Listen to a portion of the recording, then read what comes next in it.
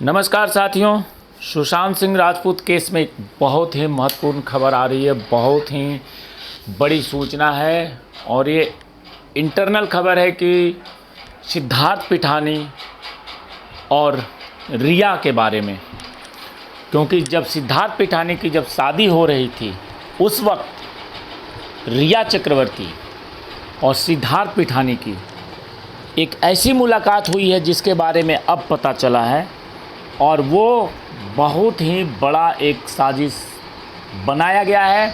और ये मुलाकात हुई है शादी के दौरान, जब पैरोल पे जब रिया था सिद्धार्थ पिठानी, उसी दरमियान इनकी मुलाकात हुई है।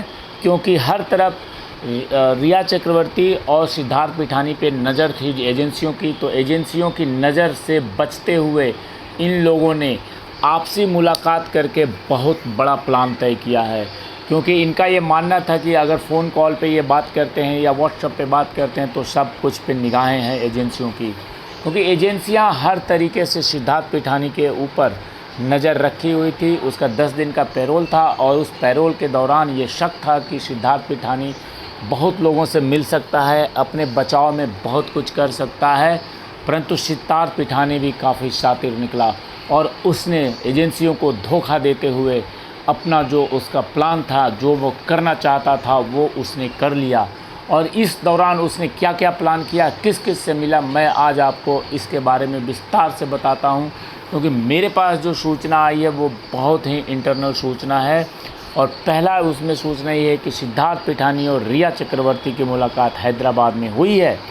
और हैदराबाद में इस मुलाकात में इन लोगों ने अपने बचाव के लिए ये तय किए हैं कि दोनों लोग एक ही वकील रखेंगे। जो कि मैं पहले भी एक वीडियो में बता चुका हूँ कि अब रिया चक्रवर्ती का वकील मान सिंधे ही सिद्धार्थ पिठानी का वकील बनके सिद्धार्थ पिठानी की ज़मानत की याचिका दाखिल करेगा और सिद्धार्थ पिठानी को जेल से निकालने की पूरी कोशिश करेगा।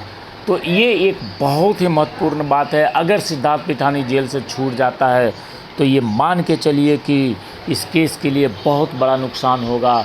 क्योंकि एक प्रकार से देखिए, रिया चक्रवर्ती भी जेल से बाहर आकर के इतने समय से सिर्फ वो 1 महीने के लगभग जेल में रही अपने भाई के साथ, शौविक के साथ, और जेल से बाहर आके ये लोग लगातार इस केस को ख़राब कर रहे हैं।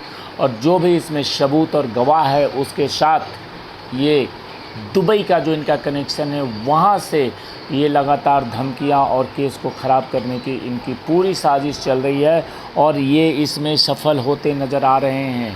परंतु अब जो खबर जो मिली उसके अनुसार सिद्धार्थ पिठानी भी इस गेम में शामिल है। और सिद्धार्थ पिठानी ने ही पूरी प्लानिंग करी थी कि रिया चक्रवर्ती से मिल करके, क्योंकि रिया चक्रवर्ती बाहर है और बाहर में रह के वो बहुत कुछ कर सकती है। और सिद्धार्थ पिठानी को ये अंदाज़ा था कि अभी वो बाहर जल्दी निकलने वाला नहीं है, वो अंदर ही रहेगा। इसलिए उसने रिया चक्रवर्ती को अपना एक समझिए कि बाहर का एजेंट बना लिया कि रिया चक्रवर्ती बाहर रह करके उसकी मदद करेगी और सिद्धार्थ पिठानी जब बाहर निकलेगा तो ये दोनों मिल करके इस केस से अपने आप को बेदाग बरी होने की पूरी कोशिश करेंगे। और इन दोनों लोगों का जो साथ दे रहा है वो बैठा हुआ है दुबई में। क्योंकि जब भी कोई बड़ा मामला आता है तो बड़े बड़े आपको अप्रोच की ज़रूरत पड़ती है, बड़े बड़े फंड्स की ज़रूरत पड़ती है। और इन दोनों के पास कोई फंड नहीं है, ये सबको पता है। क्योंकि ये दोनों लोग ऐसे व्यक्ति थे जो सिर्फ़ और सिर्फ सुशांत सिंह राजपूत के पैसे पे ऐश कर रहे थे। सुशांत सिंह राजपूत को अपने कब्जे में एक प्रकार से वश में करके रिया चक्रवर्ती ने जिस प्रकार से उनके सारे पैसे हड़पे, और उसमें सिद्धार्थ पिठानी का भी बहुत बड़ा हाथ रहा। और इन दोनों ने मिलकर के सुशांत सिंह राजपूत के पैसे से ऐश किया, बड़ी बड़ी पार्टियां करी, उनकी जो कंपनी के जो डायरेक्टरशिप था उसमें खुद को शामिल कर लिया। रिया चक्रवर्ती ने अपने भाई को शामिल करा दिया। तो इन लोगों के पास कोई पैसा तो था नहीं, कुछ पैसा इन लोगों ने सुशांत सिंह राजपूत के हड़पे थे।